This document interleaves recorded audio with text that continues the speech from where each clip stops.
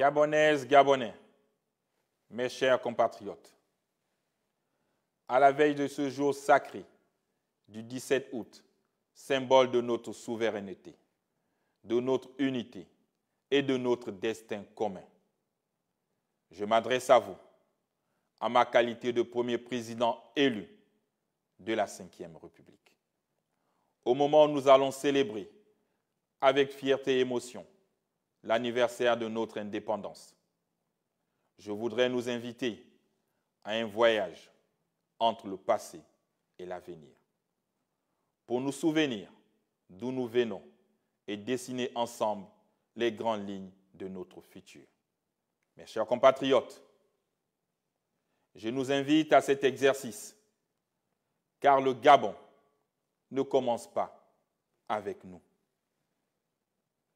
En effet, tout au long de la période coloniale, nos aînés, portés par un idéal de dignité et de souveraineté, ont arraché pacifiquement le pays à l'administration coloniale et concrétisé leur rêve d'indépendance. Leur courage, leur sacrifice et leur vision doivent continuer de nous inspirer. Chacun d'entre eux a fait sa part avec les moyens dont il disposait et a obtenu ce qu'il pouvait dans l'adversité. Je ne pourrais les citer tous ici.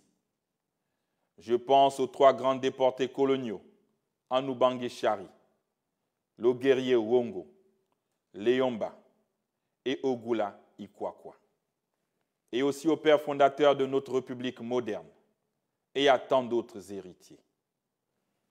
Peuple gabonais, à la suite de ces Ulysses dévanciers, d'autres sont venus contribuer à l'écriture de la page démocratique et au retour du multipartisme dans notre pays en 1990.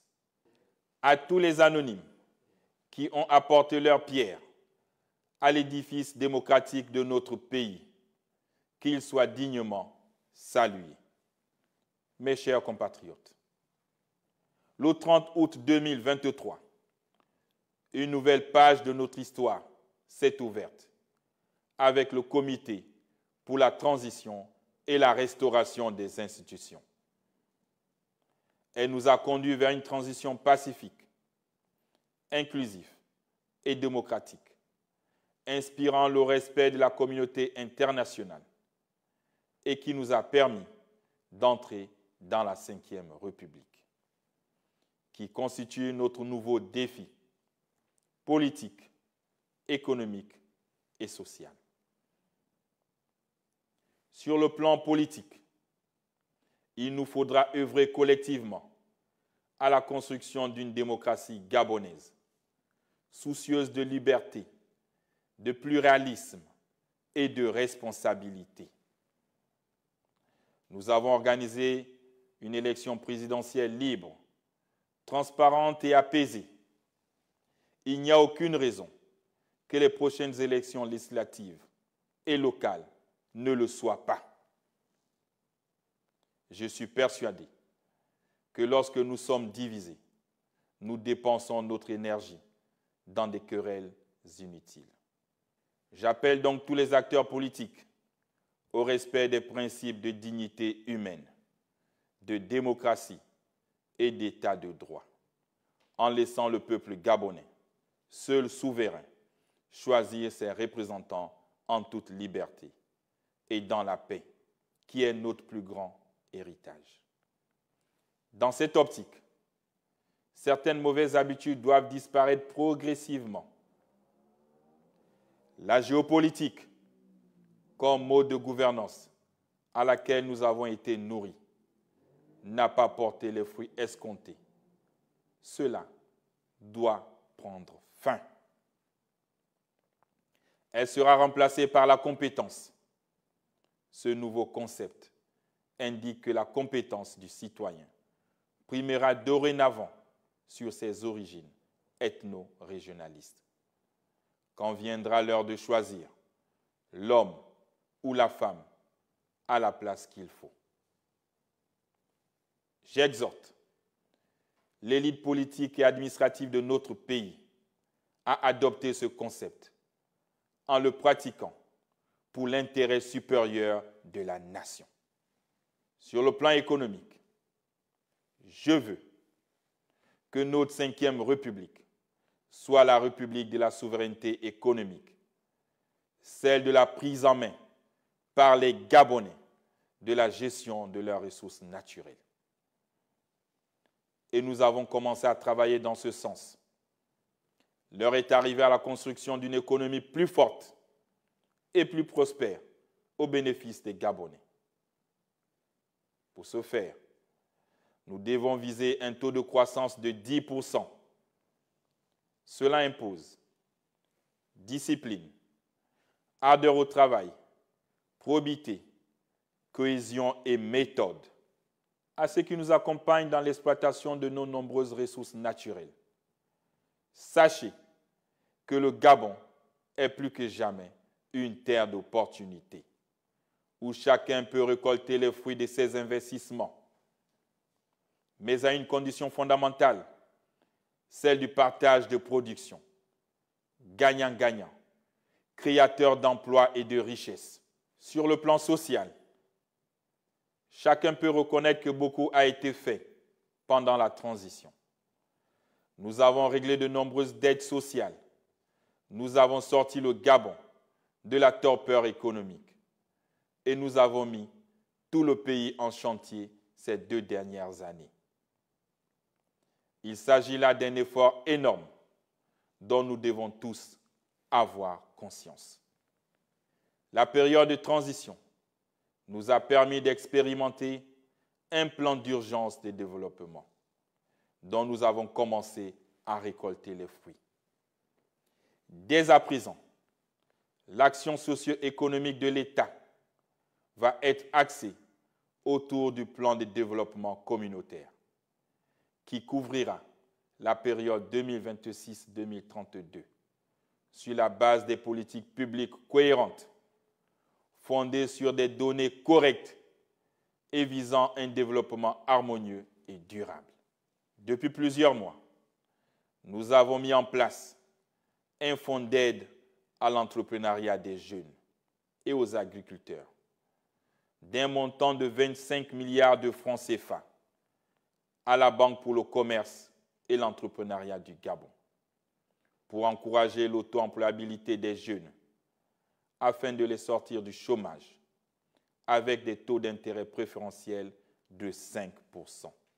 Au regard du faible engouement constaté, j'invite à nouveau la jeunesse à sortir de la passivité pour saisir les opportunités qu'offrent les différents secteurs qui attendent d'être mis en valeur par les entreprises gabonaises. En 2026, nous allons également lancer un vaste programme de digitalisation comprenant l'octroi de 10 000 ordinateurs aux jeunes entrepreneurs du secteur afin que, par leur innovation, ils valorisent la destination Gabon et positionnent notre pays comme un acteur dynamique dans l'économie numérique. Mesdames et messieurs, mes chers compatriotes, je tiens à vous rassurer que tous les chantiers d'infrastructures et projets sociaux lancés durant la transition seront menés à terme. Par ailleurs, j'insiste sur l'importance de la planification. Nous ne pouvons tout réaliser simultanément et partout à la fois. Il nous faut concevoir une stratégie fondée sur des priorités de notre développement, puis l'exécuter avec pragmatisme et réalisme. Cette approche méthodique est un impératif nécessaire. Planifier, c'est organiser selon un plan et des méthodes déterminées, loin des passions et des subjectivités.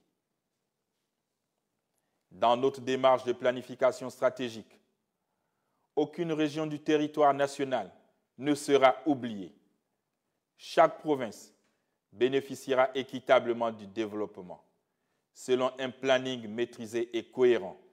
J'en fais le serment. Peuple gabonais, mes chers compatriotes, le Gabon, notre cher pays, est une terre de richesse naturelle, de culture plurielle, d'hommes et femmes talentueux, malgré les nombreux défis auxquels nous faisons face.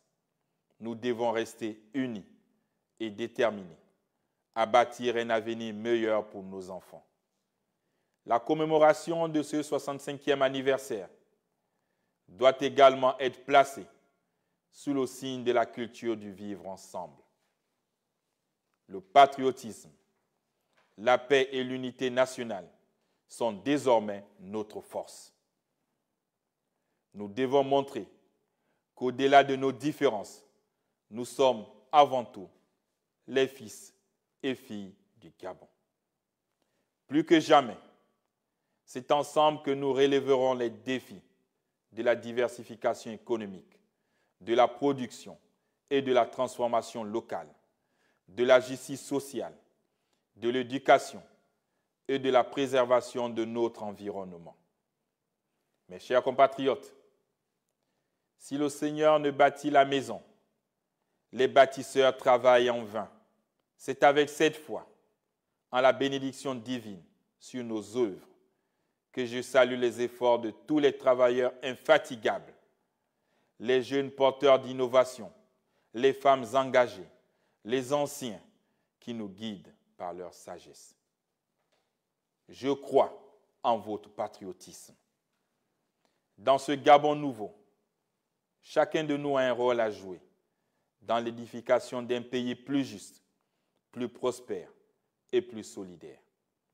Sans ignorer le passé, tournons-nous vers l'avenir avec confiance, détermination et ambition. Investissons dans l'éducation de nos enfants, dans des infrastructures durables, dans une gouvernance transparente et inclusive. Gabonaises, Gabonais, mes chers compatriotes, célébrons notre indépendance en réaffirmant notre attachement à la patrie. Vive le Gabon, vive la Ve République, que Dieu et les mains de nos ancêtres nous guident, nous assistent et nous préservent. Je vous remercie.